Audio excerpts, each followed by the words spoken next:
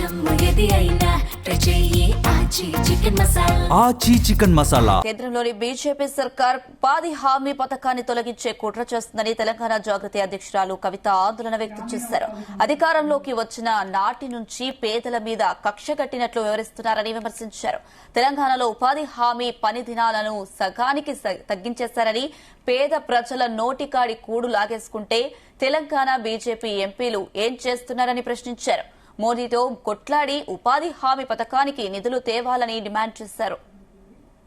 దేశవ్యాప్తంగా గ్రామీణ ప్రాంతాల్లో ఉన్నటువంటి పేద ప్రజలను ఆదుకోవడానికి గ్రామీణ ఉపాధి హామీ పథకాన్ని చాలా సంవత్సరాల కింద ఈ భారతదేశంలో తెచ్చుకోవడం జరిగింది.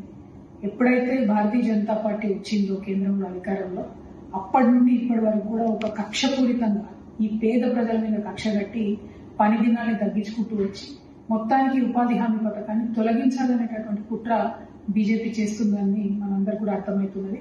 ఉదాహరణకు తీసుకుంటే కోవిడ్ తర్వాత 2021-22 సంవత్సరాల్లో మన తెలంగాణలో 14 కోట్ల పని దినాలను ఇవ్వగలిగితే, ఇప్పుడు ఈ సంవత్సరం పోయిన సంవత్సరం చూసుకుంటే 7 కోట్ల పని దినాలకు తగ్గించడం జరిగింది. అంటే కంప్లీట్ గా ఉపాధి హామీ పథకం అనేది ఇదివరకు చట్టంగా ఉండింది.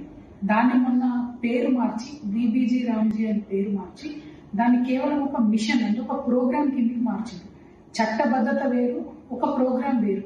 సో రేపటి నాడు ఈ ప్రోగ్రామ్ కేంద్ర ప్రభుత్వం కంటిన్యూ చేయకపోతే కూడా మనం ఎవరం కూడా ఏం చేయలేని పరిస్థితి ఉంటుంది. కానీ వాస్తవానికి ఉపాధి హామీ పథకం వల్ల గ్రామీణ ఆర్థిక వ్యవస్థ ఎంతో కొంత బాగుపడ్డదన్న విషయాన్ని, ఎస్పెషలీ కరువు ఎప్పుడైతే వస్తుందో ఆ సంవత్సరంలో పేద ప్రజలకు పిడికెడు అన్నం పెట్టడానికి ఈ పథకం పనికొస్తుంది. కాబట్టి ఖచ్చితంగా ఈ పథకం కొనసాగించాలి. ఈ పథకాన్ని దగ్గరుండి చాలా మంది యువతి యువకులు ఫీల్డ్ అసిస్టెంట్ గా ఉండి మరి ఆ గ్రామంలో ఒక గ్రామం యాజ్ ఎ యూనిట్ తీసుకున్నప్పుడు ఆ గ్రామంలో ఉన్న పేదవాళ్ళందరికీ ఉపాధి వచ్చే విధంగా చేస్తారు. కాబట్టి ఆ ఫీల్డ్ అసిస్టెంట్లకు కూడా ఉద్యోగ భద్రత ఉండాలి, చట్టబద్ధత ఉండాలి, లేబర్ కోడ్ పరిధిలోకి వాళ్ళు రావాలి, వాళ్ళకి మినిమం వేజెస్ ఇవ్వాలని నేను తెలంగాణ జాగృతి తరఫున డిమాండ్ చేస్తా ఉన్నాను. ఇది చాలా ముఖ్యమైన విషయం. దయచేసి భారతీయ జనతా పార్టీకి ఇక్కడ నుంచి 8 మంది ఎంపీలు ఉన్నారు. ఈ ఎంపీలందరినీ కూడా నేను కోరుతా ఉన్నాను, మీరు మీ ప్రభుత్వంతో కొట్లాడండి. తెలంగాణ గ్రామాల్లో ఉండేటటువంటి అనేక మంది పేద ప్రజలకు అన్నం పెట్టేటటువంటి ఈ పథకాన్ని దాని చట్టబద్ధత తీసేసిండ్రు. మీరు ఇప్పటికే దాన్ని ఒక కార్యక్రమంగా చేసిండ్రు.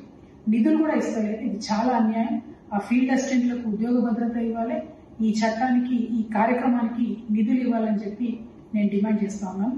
దేశవ్యాప్తంగా గ్రామీణ ప్రాంతాల్లో ఉన్నటువంటి పేద ప్రజలను ఆదుకోవడానికి గ్రామీణ ఉపాధి హామీ పథకాన్ని చాలా సంవత్సరాల కింద ఈ భారతదేశంలో తెచ్చుకోవడం జరిగింది.